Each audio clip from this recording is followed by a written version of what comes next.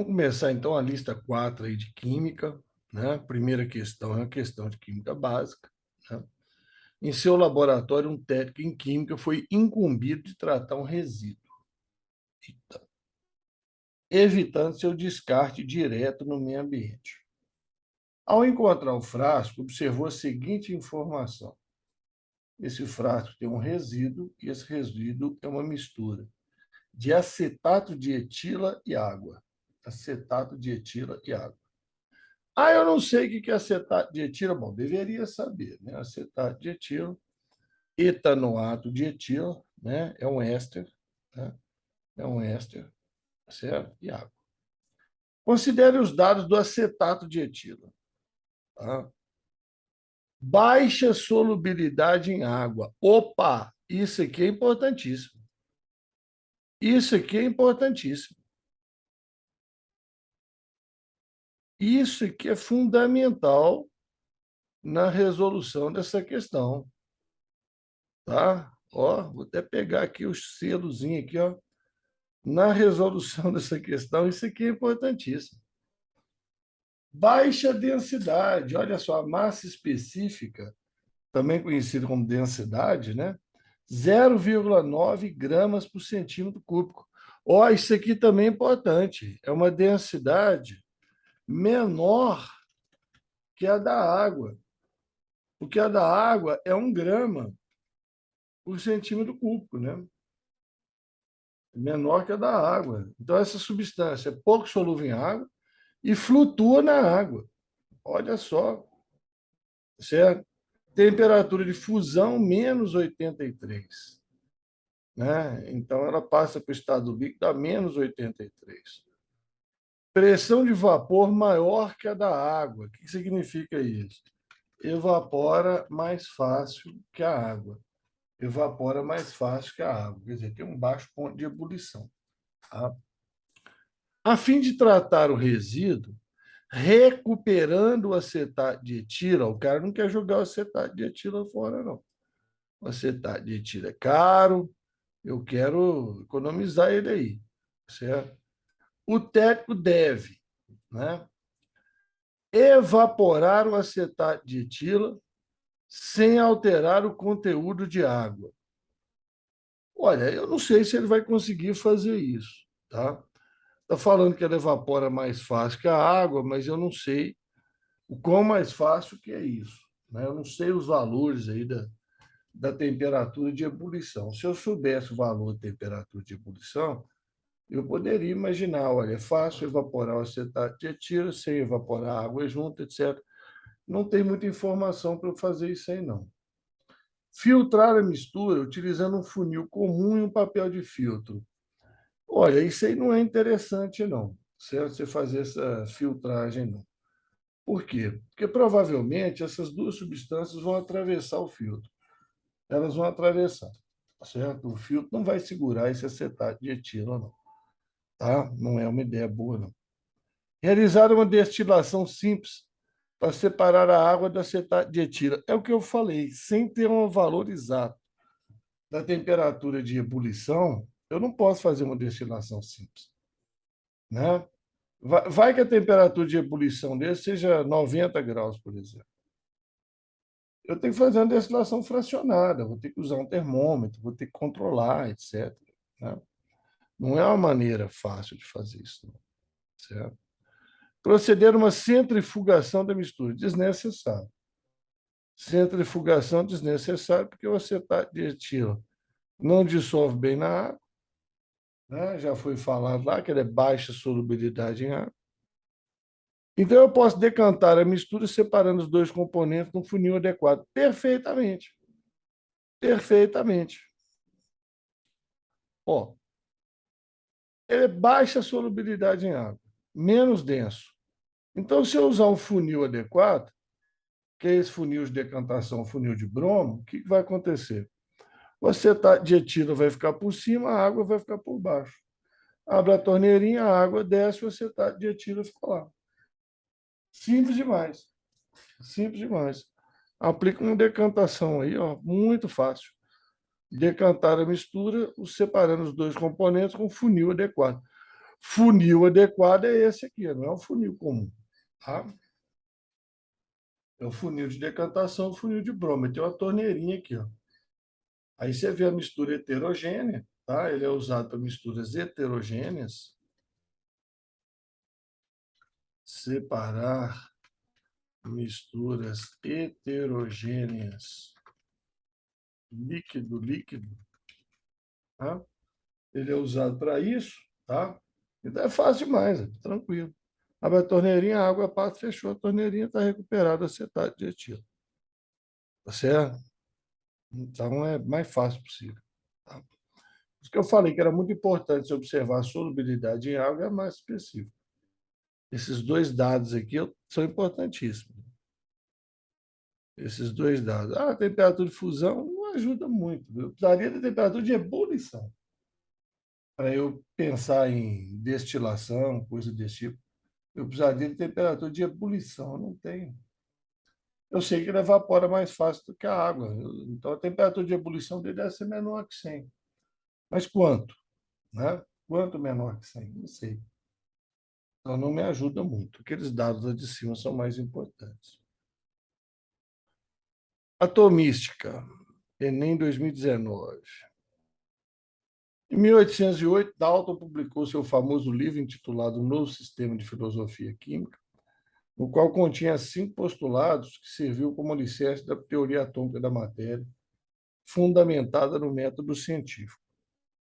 Esses postulados são numerados a seguir. A matéria é constituída de átomos indivisíveis. Todos os átomos de um dado elemento químico são idênticos em massa e todas as outras propriedades. Diferentes elementos químicos têm diferentes tipos de átomos, em particular, seus átomos têm diferente massa.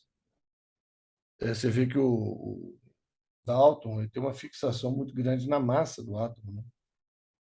Que é o que ele podia medir naquela época. Né? Não conhecia próton, elétron, nêutron, nada disso.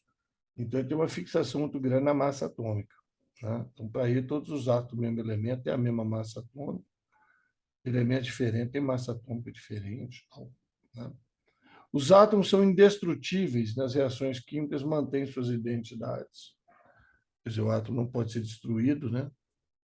Átomos de elementos combinam com átomos de outros elementos em proporções de números inteiros pequenos para formar compostos. Bom, essas 5 aqui, eu vou traduzi-la aqui do lado, que ela é muito importante. Essa 5 quer dizer o seguinte, que toda reação química consiste na união, separação de átomos.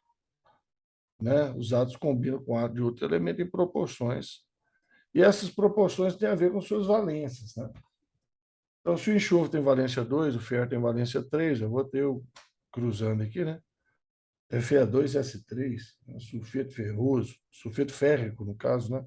Ferro com valência 3 é ferro férrico, uma valência dele. Então, eu tenho uma proporção de átomos pequenos aí para formar substâncias, etc.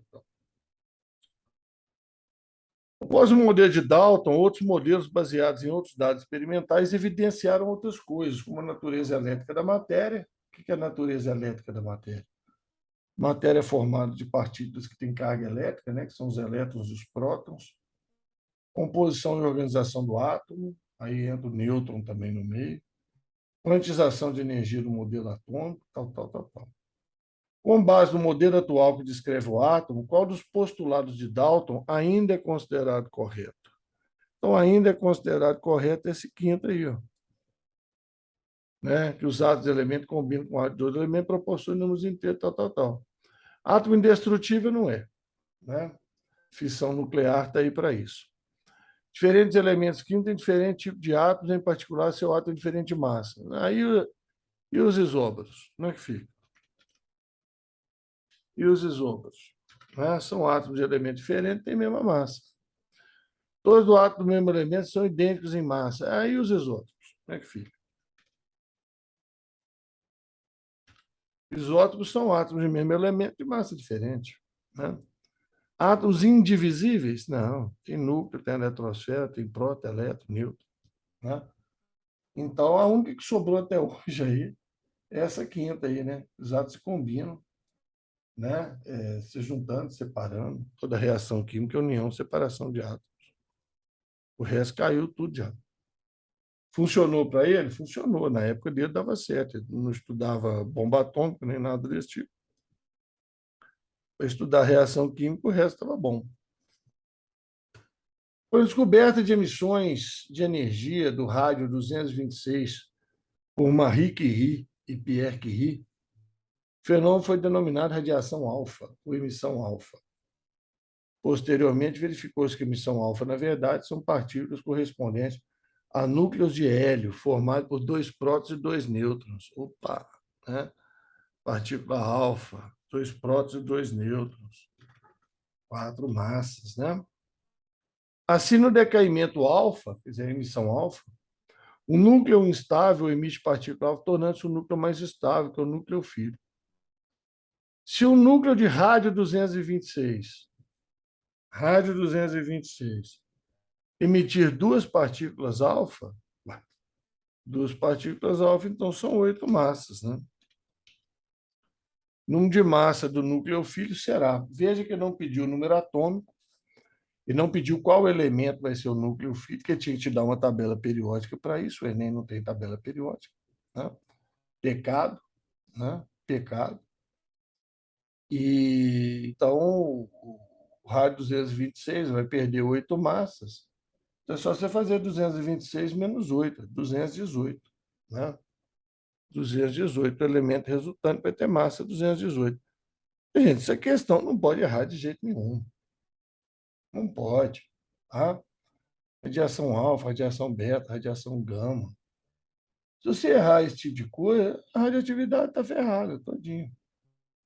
Pelo menos isso você tem que guardar. Característica da radiação alfa, da radiação beta, da radiação gama, que é só energia. O que é fissão, o que é fusão, onde que são aplicados, né? Meia vida, no mínimo isso. No mínimo isso aí, né? O mínimo que você tem que saber aí de radioatividade, tá? Agora, veja bem, uma questão aqui de tabela periódica, que Jesus, né? Quer dizer, o Enem não tem tabela periódica, né? O Enem não tem tabela periódica. O cara joga uma questão dessa aqui, pelo amor de Deus, né? Essa questão você para resolver isso aí com a tabela periódica na mão é tranquilo demais. Agora, sem tabela periódica na mão, você está ferrado, tá? Então, na mitologia grega, Nióbia era filha de Tântalo, dois personagens conhecidos pelo sofrimento. O elemento químico de número atômico Z igual a 41, que é o nióbio, tá? Que é o nióbio, tem propriedades químicas e físicas tão parecidas com os elementos do número atômico 73, que é o tântalo, que chegaram a ser confundidos. Por isso, em homenagem a esses dois personagens da mitologia grega, foi conferir a esses elementos os nomes de nióbio e tântalo. Certo? Esses dois elementos químicos adquiriram grande importância econômica na metalurgia, na produção de supercondutores e em outras aplicações na indústria de ponta, exatamente pelas propriedades químicas e físicas comuns aos dois. Bom, quando ele está falando propriedade química e física comuns aos dois, ele está te dando uma dica, tá? Que eles estão na mesma coluna na tabela periódica. Tá? Ele está te dando essa dica. Você está supondo isso aí. Tá? Bom, aí nós não temos tabela periódica. Ô, Ramon, como é que eu faço então? Filho, se você não tem tabela periódica, você vai ter que fazer distribuição eletrônica. Você vai ter que fazer distribuição eletrônica. Terrível, né? Então, olha aqui o nióbio. Né? Um método de distribuição eletrônica do nióbio. Está aqui. Ó. 1s2, 2s2, 2p6, 3s2, 3p6, 3d10, 4s2, 4p6, 4d3, 5s2. Olha aí. Tá? Então, aqui, ó, vem assim, ó, né? Termina em 4d3. Terminou em 4d3. Nióbio 41. Tá? Agora eu vou aproveitar aqui, certo? Vou fazer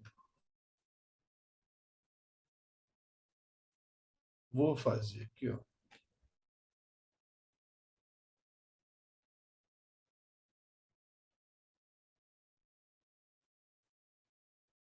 O tântalo, eu nem lembro o símbolo do tântalo qual que é. Acho que é TA mesmo. TL é o talho. 73, né? Falou o tântalo é 73. Deixa eu só conferir na tabela periódica aqui. Tântalo, é TA mesmo. 73. Aqui, ó, se eu te der a tabela periódica, você vê de cara, estão na mesma coluna. D1, D2, D3, D1, D2, D3, certo? Termina em D3. Mas eles não deram. Então é terrível. Porque se tivesse tabela periódica, eles não morria rapidinho. Mas não tem, né? Então você vai ter que fazer a distribuição dos 83 elétrons do tântalo. É um inferno isso, né? Isso é um inferno. Então vamos lá, parou aqui no 4D3, vamos para 4D10, né? 5D6,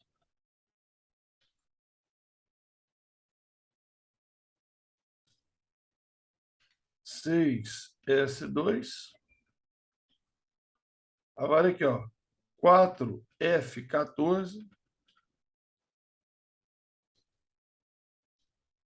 e vai matar aqui em 5D3. Vai dar os 73 elétrons. Quer conferir? Ó? Aqui, ó, tem 10 aqui, né? 10, 12, com esse 6S2, 12 com mais 12 com mais 12. Então aqui deu 36. 36 com esse 14 aqui já dá 50, 60, 73. Certinho. Então tá aí o tanto. Né? Vamos até puxar isso para cá, para ficar mais fácil a gente enxergar aqui. Vou colocar aqui do lado. Aqui, tá? Então tá aí. Importância econômica, deve ser. Terem elétrons no subnível F. Só o tântalo que tem. Só o tântalo. O nióbio não tem, não. Se você olhasse pela tabela periódica, você ia ver facilmente que o tântalo está depois dos lantanídeos. Tá? Então ele tem F. Se elemento transição interna, não. Transição interna é quando termina em F, eles terminam em D. Então são de transição. Pertencer ao mesmo grupo da tabela periódica. Sim. Termina a distribuição do mesmo jeito, D3. Então, estou no mesmo grupo da tabela periódica. Mas é aquele negócio, né? A tabela periódica na mão. Terem seus elétrons mais externos no quarto e quinto nível, respectivamente. Não, no quinto e no sexto. Está localizado famílias alcalinos terrosos e alcalinos, respectivamente. Não, estão na mesma coluna. Estão em D3, né? Então, é a coluna baixa, né? Eles estão na coluna. Hoje seria a coluna 5 da tabela periódica, né? Coluna 5 da tabela periódica, a antiga coluna 5B, nióbio e tântalo. Certo? Tá vendo? O tântalo está depois dos lantanídeos, então ele tem F. Os lantanídeos terminam em 4F, os actinídeos em 5F. Então ele tem F, mas o nióbio não. O nióbio não passou por isso, não. A questão é assim, né? A tabela periódica ia ajudar para caramba, né? Certo? Então, você tem que fazer distribuição eletrônica, né? Você tem que fazer distribuição eletrônica de nióbio e tântalo, brincadeira, né? Uma questão de você tem 5 minutos, 3 minutos para responder, até você sacar que você vai ter que fazer uma distribuição eletrônica, terrível, né? Muito ruim. A questão fica chata, é chata, não é difícil, é chata, né? E essa tabela periódica, pá, estava morta.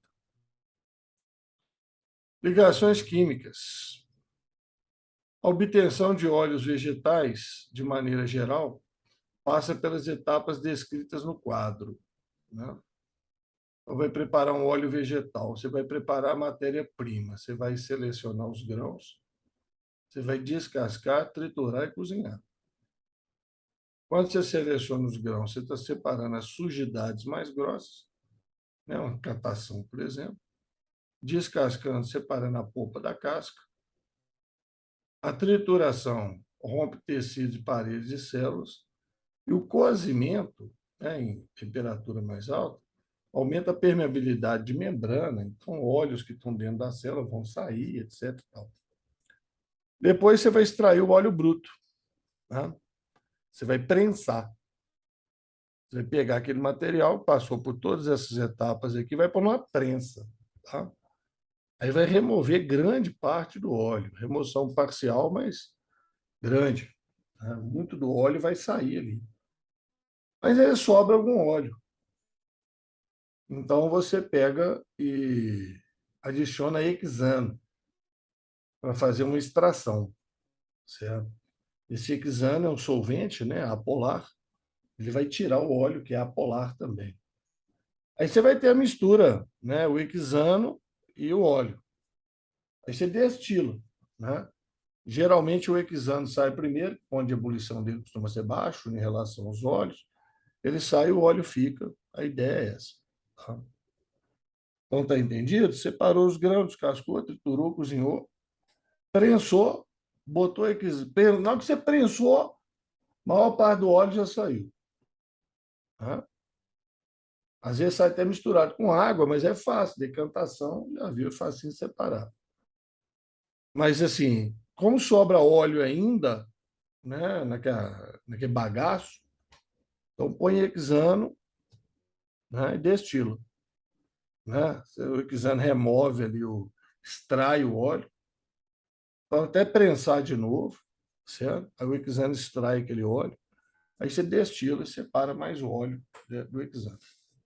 O hexano é o solvente, no caso. Qual das subetapas do processo é realizada em função apenas da polaridade da substância? Que depende da polaridade da substância. É a trituração? Claro que não. Cozimento? Claro que não. Prensagem? Claro que não. Extração, sim. Extração depende da polaridade. O óleo é apolar, o hexano é apolar, é extraído com óleo. Agora, destilação também não. Né? Destilação depende de pressão de vapor, temperatura de ebulição, etc. Então, é a extração. Depende da polaridade. Triturar, cozinhar e prensar não tem nada a ver com polaridade. Tá certo? E a destilação também, aqui no caso, não tem nada a ver. Tá certo?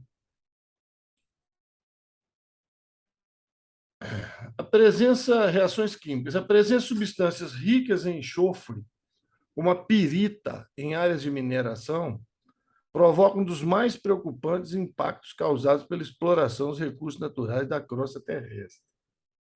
Olha bem, hein? Estamos aqui em Minas Gerais, nós temos que saber disso aqui. Pirita, mineração de ferro. Tá? A pirita tem ferro e enxofre. Em contato com o oxigênio atmosférico, o sulfeto, que isso aqui é um sulfeto de ferro, sofre oxidação em diversas etapas até formar uma solução aquosa, conhecida como drenagem ácida de Minas. Gente, isso aqui já caiu no Enem várias vezes. Várias vezes, tá? Drenagem ácida de Minas, tá? De acordo com a equação química descrita. Então, está aqui o sulfeto de ferro, oxigênio do ar, mais água, dá o sulfato férrico e ácido sulfúrico. Ácido sulfúrico. Drenagem ácida. Então, você tem aquela pilha de rejeito, tá? Aquela pilha de rejeito de mineração, ali pode se formar ácido sulfúrico, certo? Principalmente se ela ficar exposta à umidade. Porque exposta ao ar ela já está, né? Dificilmente ela não vai estar exposta ao ar, certo? Mas se ela não tiver coberta com uma lona plástica, por exemplo, choveu, meu filho, ó, pá, forma ácido sulfúrico, aí sai aquele riozinho, né? Sai aquele reguinho lá de ácido sulfúrico, contaminando o ambiente, vai bater num córrego, aí vai dar um problema danado. Um dos processos de intervenção nesse problema envolve a reação do resíduo ácido com uma substância básica de baixa solubilidade em meio aquoso, sem geração de subprodutos danosos ao meio ambiente. Ou seja, o que ele está falando aqui? O que ele está falando? Neutralizar o H2SO4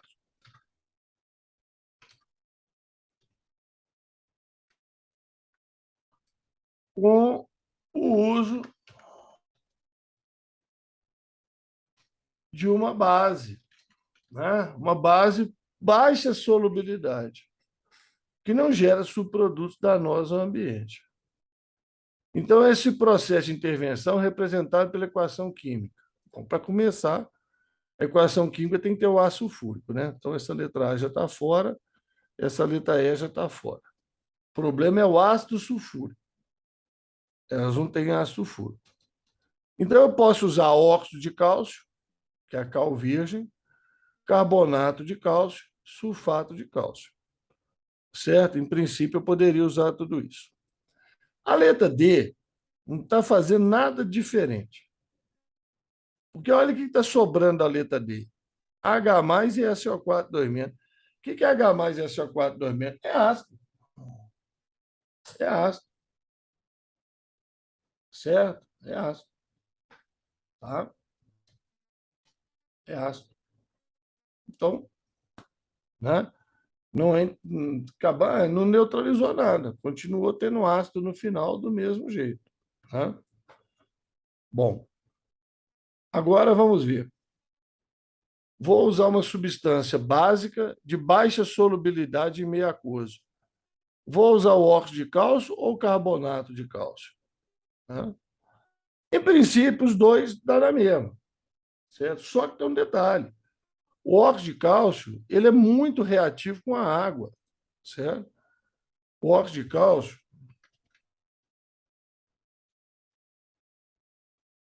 que é a chamada cal virgem, reage também violentamente com a água. Então, não é legal usar esse tipo de substância.